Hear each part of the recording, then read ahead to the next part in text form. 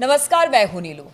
तो देखिए, ट्रंप और पुतिन के बीच बातचीत हुई और कहा जा रहा था कि बहुत सारी समस्या का हल यहां से होगा और अगर बातचीत मुकम्मल नहीं होती है या फिर अगर बातचीत किसी तरह से डिरेल हो जाती है तो फिर इसका नुकसान भी बहुत ज्यादा होने वाला है। अब इसी बीच इस बातचीत के बाद ईरान ने एक बड़ा ऐलान कर दिया है।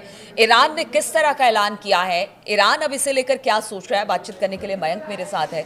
मयंक, दोनों की बातचीत हुई थी। कहा यह जा रहा था कि अगर सारी समस्या जो भी है इस वक्त, जो हालात इस वक्त बने हुए हैं, चाहे वो रूस और यूक्रेन के बीच वॉर हो या टैरिफ हो, बाकी बहुत सारी चीज़ों को लेकर, लेकिन अब जिस तरह से बातचीत का रुख है उस बीच अगर ईरान अगर कुछ कह रहा है तो वो बात क्या है जिसको लेकर ईरान कह रहा है और उसने एक बड़ा ऐलान किया। बड़ी बात ये थी कि जब टॉक्स हुई ट्रंप और पुतिन की, इसमें दो बातें थी। पहला तो फर्स्ट मुद्दा तो यूक्रेन का ही था, ऑफ कोर्स, कि यूक्रेन में जो है सीज फायर कैसे होगा, या जो अब जेलेंस्की भी अमेरिका में है तो कैसे क्षेत्रों का आदान प्रदान कैसे होगा। रूस उस कब्जे को छोड़ना नहीं चाह रहा है जहाँ पे उसकी फोर्सेस अब हैं।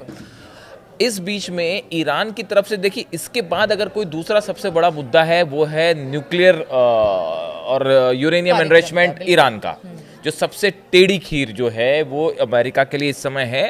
दूसरा चैलेंज अब यूक्रेन वॉर और दूसरा है ईरान के साथ परमाणु टॉक्स। अब देखिए, इस मुलाकात के फौरन बाद जैसी ट्रंप और पुतिन की मुलाकात हुई, बल्कि इसी के बीच में ईरान की तरफ से एक बड़ा संदेश आया है और ये बड़ा मैसेज है अली लारिजानी साहब जो है, जो हाल ही में ईरान की जो security supreme national security council है इसके सेक्रेटरी बनाए गए हैं। इनकी तरफ से बड़ा बयान आया है और ये कह रहे हैं कि if the United States realises it can not defeat the Islamic republic through war and then seek negotiations, we will respond positively. इनका कहना ऐसा है कि अगर अमेरिका को ये बात समझ आ गई हो कि वो युद्ध करके ईरान को नहीं हरा सकते, अगर ये बात अब तक अमेरिका अच्छे से समझ गया है कि भाई वो युद्ध करके ईरान को नहीं हरा सकते, अगर इस भावना के साथ आप अब आगे बढ़ते हैं तो हम आपको पॉजिटिवली रिस्पॉन्ड करने को तैयार हैं। ईरान हर मुद्दे पे बात करने को तैयार, लेकिन उसके पहले अमेरिका को ये बात अच्छे से समझ लेना चाहिए कि ईरान को आप युद्ध करके कभी नहीं हरा सकते। ये बात अली लारिजानी साहब की तरफ से आई है, जो हाल ही में लेबनान की यात्रा पर थे। जिस तरह से हिजबुल्लाह से, एक तरह से उन्होंने ये भी कह दिया है कि युद्ध की आप सोचिए भी मत। बिल्कुल, तो इनकी तरफ से देखिए, असल में देखिए अभी हालात ये हैं कि ईरान में भी दो तरह के पॉइंट ऑफ व्यू सामने आ रहे हैं। एक हार्ड लाइनर्स हैं जिनका कहना ऐसा है कि हमको किसी सूरत में अमेरिका से बात ही नहीं करनी चाहिए, और दूसरे थोड़े से मॉडरेट हैं जिनका ये कहना है कि हमको अमेरिका से बात करनी चाहिए लेकिन अपनी शर्तों पर बात करनी चाहिए। तो अब देखिए, ये दो ग्रुप बने हुए हैं ईरान में जिनका थोड़ा सा अलग पॉइंट ऑफ व्यू है। हालांकि दोनों इस बात को लेके एडमेंट है कि भाई बात हमारी शर्तों पे ही होगी, ईरान की शर्तों पे, हम अपनी शर्तों से हटके, जैसे कि न्यूक्लियर एनरिचमेंट है वो किसी सूरत में नहीं रोका जाएगा। उसके बाद कंपनसेशन की भी बात हो रखी है। अब देखिए, इस बीच में जो अली लारिजानी साहब का जो बयान आया है, ये ऐसे समय पे बयान आया है जब ट्रंप और पुतिन की मुलाकात हो रही है। देखिए, आपस में युद्ध भी है, सब कुछ है, लेकिन डिप्लोमेसी अपनी जगह है, युद्ध अपनी जगह है। देखिए, ये एक इंटरनेशनल डिप्लोमेसी से अगर बातचीत का हल निकलता है तो युद्ध की नौबत ही ना आए। अगर हल, हाँ, यही तो बात है कि अगर हल नहीं भी निकल रहा है, देखिए हल नहीं भी निकल रहा है, देखिए अभी पिछले इससे इतने समय से 6 दौर की बात हुई, कोई हल नहीं निकला, लेकिन इसका ये मतलब नहीं है कि आप बात को ही रोक दें, बात को ही रोक दें। तो देखिए, आप, इसलिए मैं बार बार इस बात को कहता हूं कि अगर आप पिछले 1 साल से देखें तो ईरान की बड़ी जबरदस्त डिप्लोमेसी रही। देखिए, युद्ध हुआ तो उन्होंने युद्ध में जो है ना सिर्फ इजराइल पे, तो जो हालात इजराइल के किए वो तो सबने देखा ही, अमेरिका को भी जवाब दिया। तो देखिए, ईरान की पॉलिसी बड़ी क्लियर थी कि भाई अगर आप युद्ध करना चाहते हो तो ठीक है, हम आपका स्वागत करते हैं, युद्ध करिए, हम आपसे लड़ेंगे, आपको जवाब देंगे। और नतीजा क्या हुआ सबने देख लिया। अब जब बात डिप्लोमेसी की आई, अगर पुतिन जाके ट्रंप से वहां जाके मुलाकात कर सकते हैं तो ऐसे हालात में निश्चित रूप से रूस और ईरान के बीच में भी बात हुई और ये भी तय किया गया कि अगर बातचीत शुरू करने से ईरान को कोई फ़ायदा मिलता है, अगर सैंक्शंस जो लग रहे हैं अमेरिका की तरफ से, यूरोपियन देशों की तरफ से, जो E3 कंट्रीज़ जो हैं, ब्रिटेन, जर्मनी और फ्रांस, इन्होंने जो कह रखा है कि भाई हम स्नैप बैक सैंक्शंस फिर से लगा देंगे अगर अगस्त के अंत तक आपने बातचीत शुरू नहीं की तो ऐसे में एक डिप्लोमेसी का तकाजा ये भी कहता है कि बातचीत भी करिए बातचीत भी करिए, अगर युद्ध वाले हालात बनते हैं तो आप युद्ध का जवाब युद्ध से दीजिए, और अगर बातचीत करने से आपके अगर इस बात को लेकर यूरोप रेडी है या अमेरिका रेडी है कि हम आपके सैंक्शंस कम करेंगे, तो बातचीत करने में भी कोई नुकसान नहीं है। ऐसा एक बड़े ग्रुप का सोचना है। मतलब ट्रंप और पुतिन की बातचीत हुई और उसके बाद पुतिन और ईरान के बीच में भी बातचीत जिस तरह से आप बता रहे हो, ये यानी कुल मिलाकर ये कहा जाए कि इस बातचीत को लेकर जो ट्रंप और पुतिन के बीच हुई, उसके बाद जो बातचीत हुई है वो सकारात्मक तरीके से आगे बढ़ रही है क्या? इसमें देखिए क्या हुआ कि जो बातचीत ट्रंप और पुतिन के बीच थी वो तो फेल हो गई। फेल हो गई इन द सेंस कि उसमें यूक्रेन को लेकर सीज फायर नहीं हो पाया। उसमें जो है टेरिटरी जो रशिया को लेकर बातचीत थी, जेलेंस्की अभी तक उसके लिए राजी नहीं है। तो अगर आप देखें तो ये बातचीत एक प्रकार से अगर आप ऑन द ग्राउंड बात करें तो फेल हो गई। लेकिन जब क्या होता है कि दो देश के अगर राष्ट्रपति आपस में मिलते हैं, आप जब बैठ के बात करते हैं, देखिए उसमें रूस की तरफ से लावरोव उनके विदेश मंत्री थे, उनके एडवाइजर थे पुतिन के, साथ में मार्को रूबियो उस तरफ से थे, और ऐसे 3 on 3 जो मुलाकात हुई, तो सबसे बड़ी बात स्टीव विटकॉफ थे। जो सबसे ज़्यादा चर्चा जिस बात की है कि स्टीव विटकॉफ जो है वो हर बैठक में होते हैं।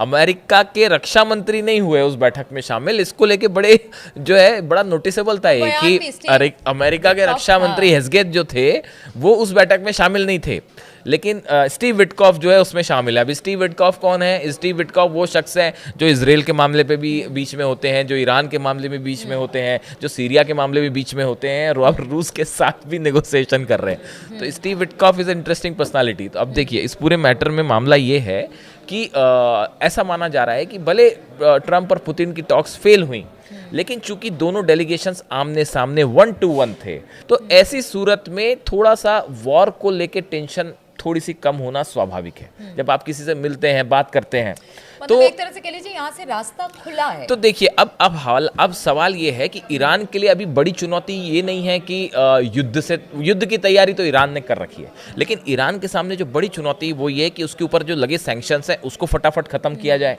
जो इकोनॉमिक ग्रोथ के मामले में आप जीडीपी ईरान की तेजी से आगे बढ़े, ऑयल बिजनेस तेजी से आगे बढ़े, और ईरान का इंपोर्ट एक्सपोर्ट जितनी जल्दी अपने ट्रैक पे आता है उतना ईरान के लोगों के लिए अच्छा है। तो देखिए ये दोनों चीज़ें होती हैं।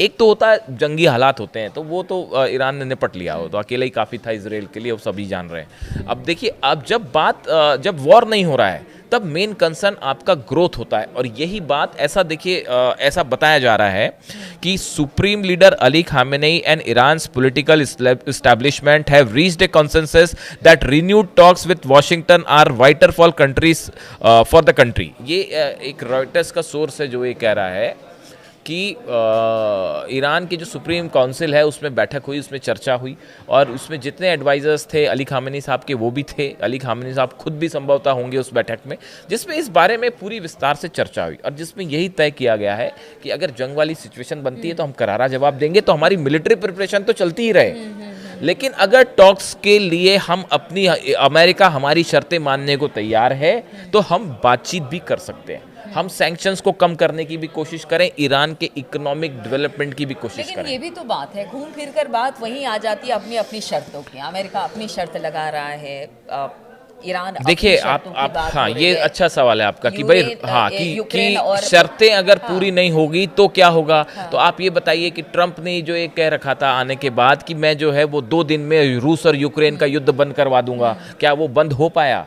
आपने आके कहा मैं ईरान के न्यूक्लियर प्रोग्राम को पूरी तरह से ख़त्म कर दूंगा, क्या वो ख़त्म हो पाया? आपने कहा मैं गाज़ा में जो हालात हैं उनको सीज फायर करके उनको बेहतर करवा दूंगा, क्या वो बेहतर हो पाए? नहीं हो पाए। सीरिया को लेकर आपने कहा कि वहाँ पूरी तरह से शांति होगी, क्या सीरिया को लेकर शांति हो पा रही है? वो नहीं हो पा रही है। नॉर्थ कोरिया का जो प्रोग्राम है वो और तेज हो गया है हमले के बाद। तो देखिए ये ट्रंप एडमिनिस्ट्रेशन के लिए भी एक बड़ा सवाल होता है कि भाई आपकी इंटरनेशनल इमेज जो नोबेल पीस प्राइज की कोशिश है, तो ऐसे सिचुएशन में देखिए ऐसे सिचुएशन में हाँ अगर सुन नहीं रहे, लेकिन उसका नतीजा क्या है? आप युद्ध करके तो हरा नहीं सकते।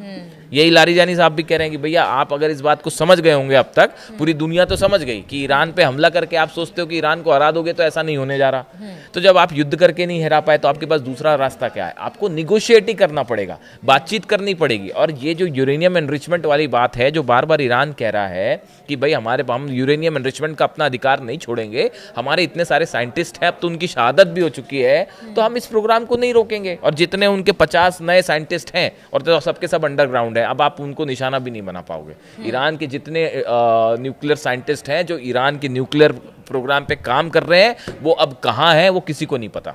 वो खोजते रहिए आप, वो आपको मिलेंगे नहीं, तो प्रोग्राम तो चलता ही रहेगा। तो इन हालात में ज़रूरी ये है कि कुछ शर्तें, हो सकता है अमेरिका भी एक स्टेप डाउन करे। अगर आप कंटिन्यूसली अपना प्रेशर बना के रखते हैं, और खासकर पुतिन से भी अब चर्चाएं चल रही हैं, तो आप ईरान कैसे अपना न्यूक्लियर एनरिचमेंट जारी रखे और कैसे आप अपनी एक समझौता हो पाए, तो ये बात को समझने की ज़रूरत है। यही ईरान कह रहा है कि आप अगर सोचते हैं कि जंग करके हमको हरा देंगे, तो वो संभव नहीं है। तो देखिए, कुल मिलाकर बात यहीं पर आती है और बार बार बात यहीं आकर अटकती है कि देखिए, युद्ध कोई भी समस्या का हल नहीं है।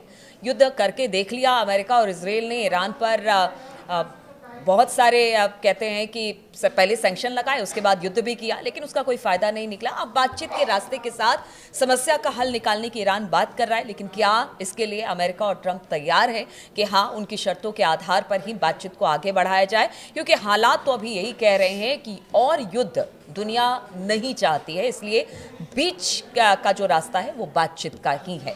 चलिए, इस चर्चा में शामिल होने के लिए आप सभी का बहुत बहुत शुक्रिया। आगे भी हम तमाम इसी तरह से मसले लेकर आते रहेंगे, और आप भी अगर कोई चर्चा चाहते हैं किसी भी मसले पर तो ज़रूर हमें बताइए। फिलहाल बहुत बहुत शुक्रिया हमारे साथ जुड़ने के लिए।